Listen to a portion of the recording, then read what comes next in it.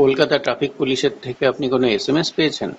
সেই এসএমএস এ লেখা আছে যে আপনার পুলিশ কেস পেন্ডিং আছে, অথবা কলকাতা ট্রাফিক পুলিশের কোর্ট কেস পেন্ডিং আছে।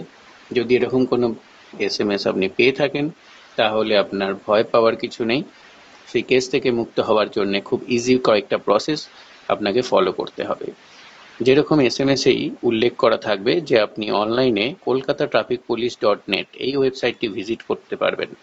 এই ওয়েবসাইটটি ভিজিট করলেই আপনাকে আপনার গাড়ির ভেহিকেল নাম্বার চাইবে, গাড়ির রেজিস্ট্রেশন নাম্বার মানে ভেহিকেল নাম্বার দিয়ে দিন, যেরকম WB24AD যা খুশি যেটা আছে আপনার সেটা দিয়ে দিন। তারপরে চেসিস নাম্বার দিয়ে দিন, লাস্ট 5টা ডিজিট আপনি দেবেন চেসিস নাম্বারের। ইমেল আইডি দিতেও পারেন, নাও দিতে পারেন। Mobile number must, mobile number দিলে আপনাকে ওটিপি পাঠাবে। এই ওটিপির থ্রু দিয়ে আপনি দেখতে পারবেন যে আপনার গাড়িতে কেস আছে কিনা।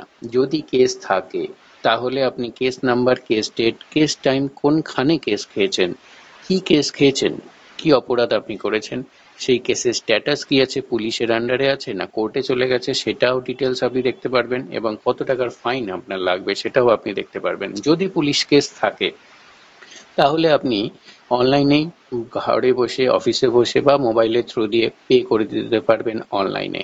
যদি এই কেসটা পুলিশের কেস না হয়, চলে যায় কোর্টে, তখন আপনাকে সেই কোর্টে গিয়ে কেসের আপনাকে টাকাটা জমা দিতে হবে। সেক্ষেত্রে আমরা যা উদাহরণ দেখছি সাথে আছে শিয়ালদা কোর্ট।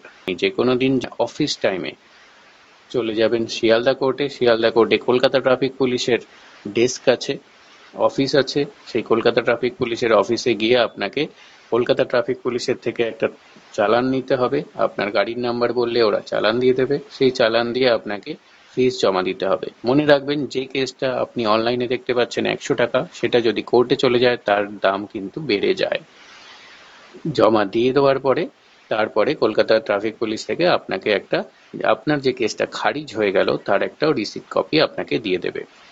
এইভাবে আপনি কলকাতা পুলিশের যে কেস খেয়েছেন ট্রাফিক পুলিশের, সেই ট্রাফিক পুলিশের কেস থেকে আপনি নিজের গাড়িকে মুক্ত করতে পারবেন।